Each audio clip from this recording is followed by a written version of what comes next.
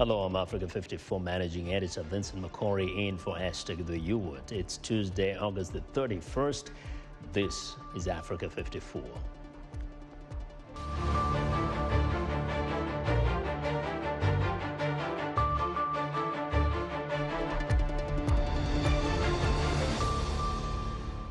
Madagascar teeters on the brink of a climate change-induced famine. Nigerian officials share tips to help quell a deadly cholera outbreak. And with the era of leaded gasoline at an end, a Kenyan company works on converting buses and utility vehicles to electric power.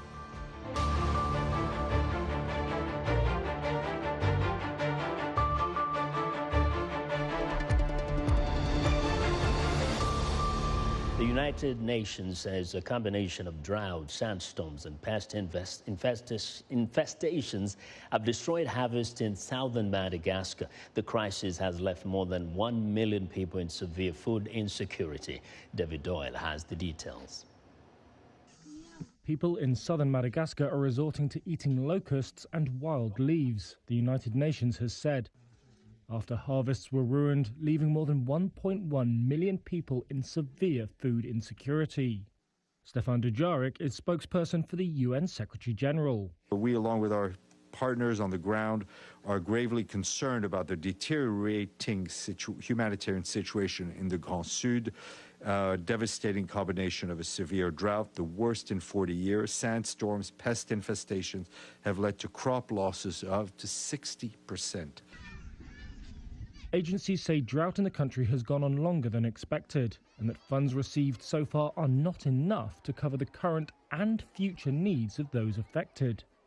Dujarric said the UN is seeking $75 million before the end of the year to scale up the response, adding that $75 million is not a lot of money in the scope of things. David Doyle of Reuters fired that report. Now, to West Africa, where Nigerian health officials say nearly 1,800 people have died from cholera this year, with cases found in more than 20 states around the country. To combat the bacterial disease that is spread by dirty water, Nigeria's Federal Ministry of Environment is urging proper hygiene and organizing mass cleanups in affected areas. Timothy Bezu reports from Abuja. Camp officials at this Abuja camp for internally displaced people say at least 40 cases of cholera were recorded here in the last month. Most of them were first treated in the camp by a self-educated pharmacist, Adamu Selikaya, who then refers severe cases to hospitals. Camp officials say at least 10 people have died so far, including Estefanos Beatrice's 7-year-old son, who died the morning of August 4 after receiving overnight first aid treatment for diarrhea at Selikaya's dispensary. He took 7 infusions that night and got better. We returned home, and by the next morning he was okay. But about 11 a.m., the severe diarrhea came back, and we lost him soon after. Diarrhea is a common symptom when a person contracts cholera, a bacterial disease that causes dehydration. Since the outbreak in the camp officials have been focusing on improving sanitation and hygiene to halt the outbreak and stop the disease's spread. But Selikaya says good hygiene is not easy to achieve with closely built shelters and inadequate water supply.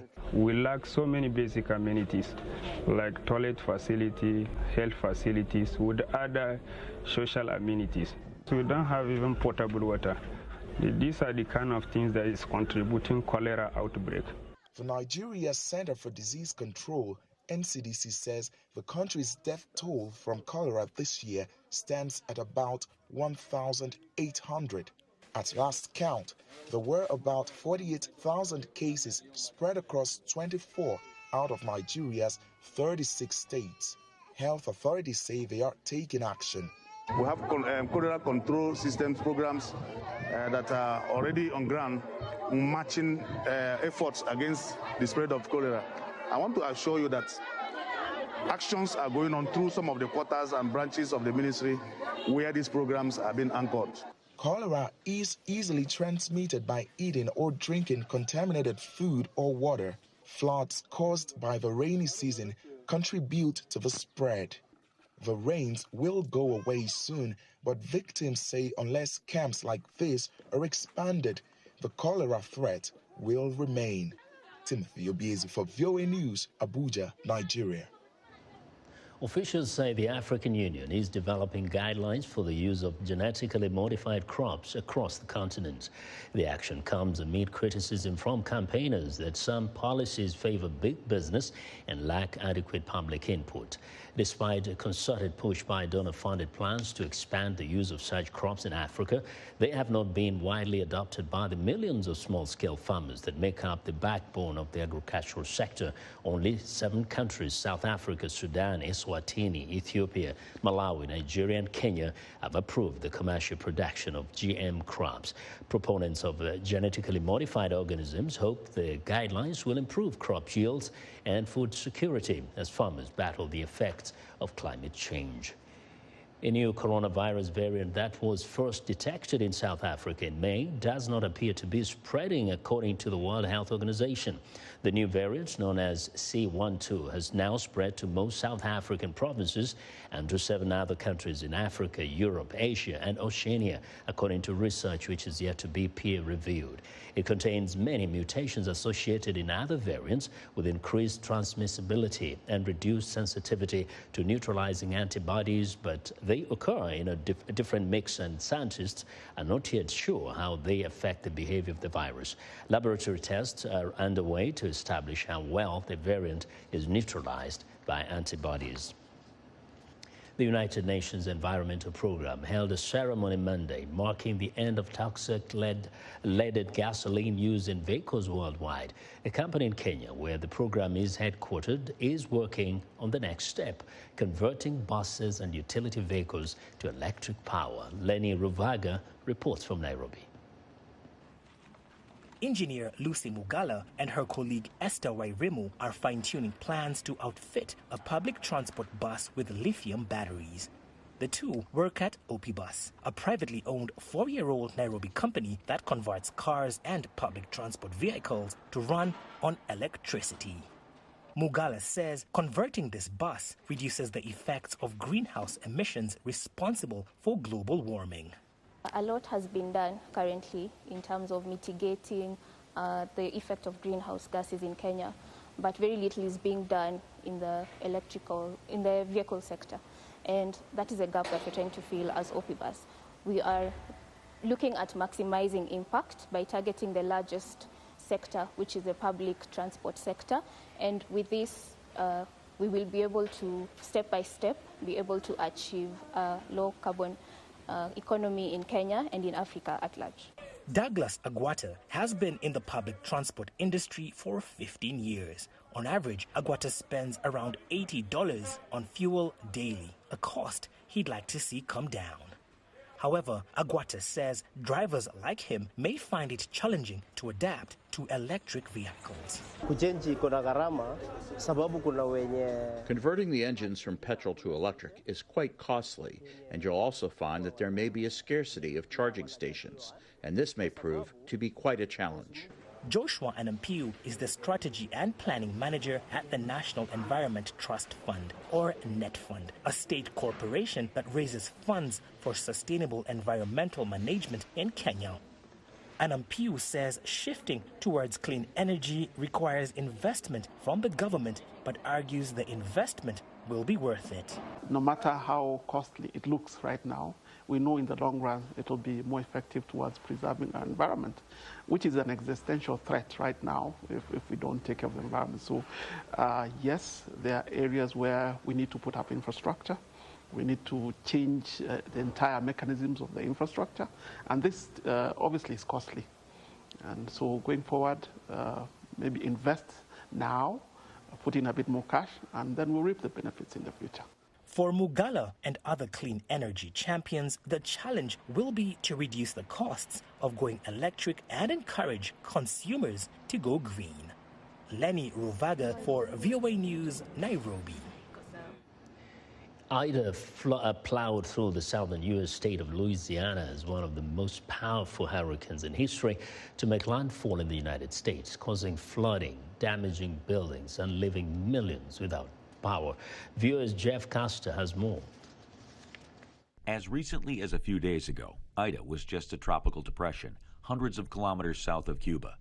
But it came ashore Sunday in the southern state of Louisiana as a life-threatening Category 4 hurricane. The storm's winds peaked at more than 241 kilometers per hour, knocking down trees, taking off roofs, and taking out power lines. The damage to Louisiana's electrical grid was extensive, with power out in the entire city of New Orleans overnight. U.S. President Joe Biden spoke about the storm Monday. We're in close contact with local electric providers to see what they need. They're all private providers. We don't control that, but we're doing all we can to minimize the amount of time it's going to take to get power back up for everyone in the region. More than 1 million electric customers in Louisiana were without power Monday. Utility companies say electricity may not be fully restored for several days and even weeks. New Orleans saw property damage and downed trees from the storm's intense winds. But the city was spared the severe flooding it saw from Hurricane Katrina in 2005. Area residents could not help but compare the two storms. How was it for this one here? No, not nowhere near like Katrina. But it could have been if it would have hit here. I think it hit Houma instead, Houma, Louisiana. In a statement, a spokesman for the Port of New Orleans said in their initial assessment they found no major damage to commercial facilities following the hurricane. Other parts of the region may not be so fortunate. The heavy rains and storm surge associated with Ida flooded several rural areas of Louisiana and Mississippi.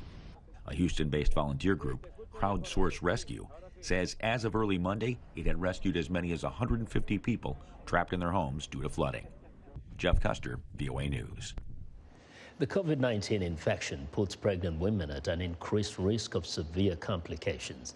Viewers, Lisa Vora talks with a first-time mom from the U.S. state of Virginia who gave birth during the pandemic.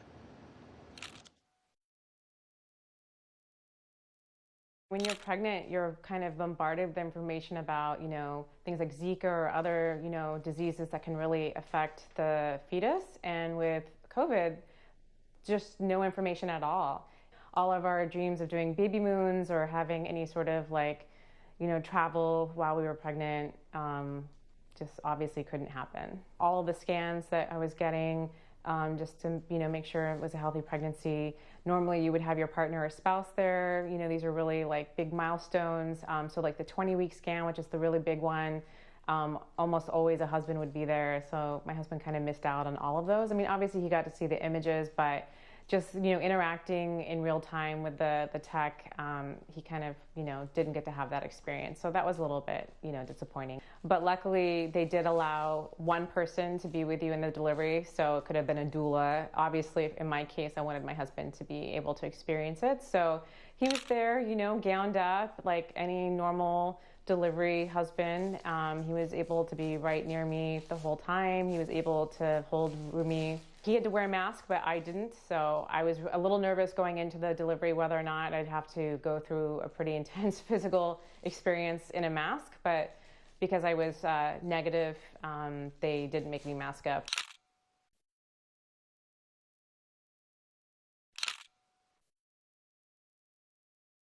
Post-birth is already a pretty intense period for any new parent. You're constantly questioning whether you're doing enough, and layering COVID on top of that, still so many unknowns about how it would affect children. Sometimes you hear it doesn't affect them at all. Other times you hear that, they can have serious issues. We missed out on all those early visits, the way that we missed out on a baby shower. So it wasn't easy. I have to say, there was a lot of texting, a lot of phone calls. The silver lining, I would have to say, though, is no fear of missing out. Normally I think when you're a new mom, you're really feeling the left behind, you can't go see the hottest movies, you can't eat out, you're really stuck at home all the time. Well, during COVID, everyone was stuck at home. So I wasn't being reminded of what I was missing necessarily because there was nothing being shared. I think if I had been having that kind of resumption of normal life hanging over me, I maybe felt a little bit more anxious about it. I just remember so many of my friends, the last month of their maternity leave, there's this kind of almost dread because you've gotten so used to one-on-one time with their baby, and now you have to think about somebody else stepping in to that role. It's, you know, such an abrupt shift, and for me, I was able to kind of transition that a lot more gradually, which I think has been really wonderful and allowed me to really feel comfortable in my role as her mom. Lisa Vora with that fascinating story. We are excited to hear what you think about Africa 54. Join the discussion on Facebook. The address is Africa 54. We're also streaming our broadcast live on Facebook. Please watch and share our show with your friends. Also check out our headlines 24/7 on voaafrica.com. Still to come, a lasting legacy of the 9/11 terrorist attacks could be repealed by U.S. lawmakers. Plus, here's Haiti Adams to tell us what's coming up on Wednesday's Straight Talk Africa.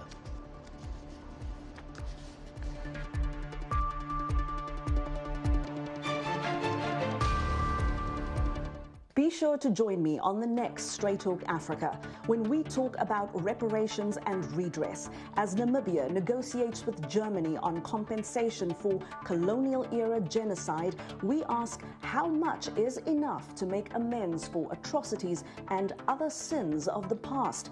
We'll look at lessons from other parts of Africa and the world and hear from Namibians about what this means for the future of their country. Reparations, remorse, and redress on the next Straight Talk Africa. Health, wellness, sport, beauty, medical breakthroughs. Healthy Living cares about your well-being. What are the main health concerns in Africa and around the world? Find out the latest on coronavirus. Connect with our experts and ask them questions. How long does the virus stay? Join me, Linor Moudou, in Washington, every week on Healthy Living, right here on VOA. It is August 31st, the deadline imposed by President Joe Biden for U.S. forces to be out of Afghanistan. At least 122,000 people were evacuated by the U.S. military and coalition forces. Over 5,000 were Americans. VOA Pentagon correspondent Carla Babb has the latest. This is the last U.S. service member leaving Afghanistan, ending America's longest war. The military mission is over. A new diplomatic mission has begun. The Taliban, ousted by the U.S. in 2001, now celebrating with gunfire in the streets, with the general overseeing the withdrawal speaking soberly to Pentagon reporters. There's a lot of heartbreak associated with this departure. We did not get everybody out that we wanted to get out. The U.S. has moved its diplomatic mission to Qatar and is vowing to help those left behind depart in the coming days. About 250 Americans and countless Afghans who helped America's cause. Many are still there. Our commitment to them has no deadline. The total casualties during the evacuation remain unclear, including Afghans killed in the initial evacuation chaos, 13 U.S. service members and more than 100 Afghans killed in an Islamic State attack Thursday, and more Afghans killed Sunday in subsequent explosions after the U.S. military blew up a suspected Islamic State vehicle-borne bomb. A day or a week where you lose 13 service members is the worst day or the worst week of your presidency. White House spokesperson Jen Psaki said the president stands by his decision to withdraw. About 2,400 service members died in Afghanistan during the 20 years of war. The U.S. killed al-Qaeda leader Osama bin Laden and prevented al-Qaeda terrorists from launching another attack against the American homeland. But it ultimately failed to build a government and military capable of defeating the Taliban, causing many Americans to fear that the gains made by several Afghan groups, such as women and girls, could be lost. And the lives of those who aided Americans could now be in jeopardy. Carla Babb, VOA News, the Pentagon. Now, one of the lasting legacies of the September 11, 2001 terrorist attacks may finally be repealed by U.S. lawmakers seeking to limit presidential war-making powers. The 2001 and 2002 authorizations for the use of military force for the war on terror are a subject of heated debate on Capitol Hill. VOA's congressional correspondent Catherine Gibson has more. U.S. forces attacked while evacuating Americans and Afghan allies out of Kabul. Bringing the U.S. involvement in Afghanistan to a close nearly 2 decades after the U.S. Congress gave the White House the power to wage war there. Authorizations that also covered the conflict in Iraq and then stretched to include engagements ranging from Syria to Yemen to the strike against Iranian General Qasem Soleimani. Over 20 years, successive administrations have interpreted and reinterpreted the text of that resolution to use it in new countries against an expanding list of loosely connected groups. This process has all but cut Congress out of its fundamental responsibility to decide issues of war and peace. Under the U.S. Constitution, Congress has the power to declare war, but the 2001 and 2002 authorizations of use of military force gave U.S. presidents broad powers to engage overseas. Presidents increasingly go it alone and tell Congress the bare minimum about military actions. Presidents and their lawyers look to a 20-year-old authorization of force to justify their actions. If we do nothing, we shouldn't be surprised by the outcome. Earlier this year, before the evacuation of Kabul, the White House signaled it was willing to work with Congress to repeal those authorizations in favor of a narrower framework. They should include concrete consequences, like a funding cutoff with a shorter clock. Put the president and executive branch officials on notice from the outset that if they can't get congressional support for their actions, their funding has an expiration date. Past efforts to repeal the authorizations have met with opposition from presidents on both sides of the aisle, as well as Republican criticism it could hamper the U.S. response to terrorist threats. We have the same goal here. We may have just a little bit different means of getting about it. We should also avoid dismissive talk of forever wars because it implies that our ongoing counterterrorism engagements are illegal and unnecessary. As a senator, Biden worked for greater congressional oversight over presidential war powers. Now that he's in the White House, there is a sense Congress can reassert control over one of its most important responsibilities. There is a fundamental question of leveling with the American public and holding the president accountable for the justification that he or she proposes to provide. A key Senate committee approved the repeals earlier this summer, clearing the way for a full floor vote when the Senate returns to work in Washington in September. Catherine Gibson, VOA News, Washington. Disabled adults are gaining independence through programs that teach the skills they need to enter the workforce. VOA's Michael Sullivan met 2 disabled people in Los Angeles who have found meaningful work and say it has made a difference in their lives. 31-year-old Melissa Baugas prepares ingredients for ice cream. Baugas has Down syndrome, a genetic disorder, but leads a busy life and works part-time at this popular ice cream shop in Long Beach, California. 46-year-old Larry Robbins works at a social service organization, the California Abilities Network, or ICANN, where both he and Baugas are clients. The social service charity recently opened a new facility in suburban Los Angeles. I work here as cleaning, as a janitor for ICANN facility. Both earn $15 an hour under a program supported by local businesses and the state of California. Both also take part in group activities with friends, each with a special need. It could be somebody with autism, Down syndrome, it could be somebody with cerebral palsy. Or people with other developmental or physical disabilities. Each gets a tailored program. Asking them that question, what is it that you can do? What is it you want to achieve in your life?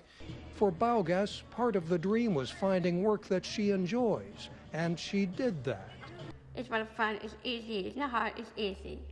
There are parts of the job at the ice cream shop that she especially loves. Getting her tips, getting her paycheck, getting her ice cream at the end of the day. Her manager says she has brightened the workplace. We thought we could help a young adult in this situation, but what we found out is that she's helped us and she's helped our business tremendously. She's been beyond infectious with enthusiasm.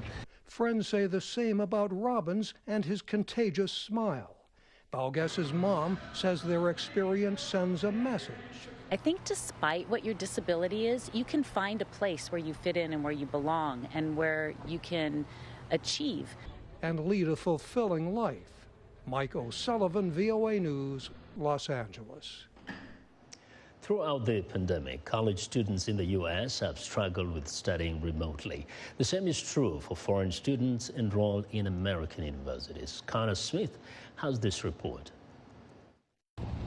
The COVID-19 pandemic forced many colleges and universities to move classes online. As the 2021 school year is about to start and cases of the virus are spiking again, students fear another delayed return to campus. Like many international students, Syracuse University junior Jessica Tran took classes from home in Vietnam. A photography major, Tran wasn't able to get hands-on experience with photography equipment.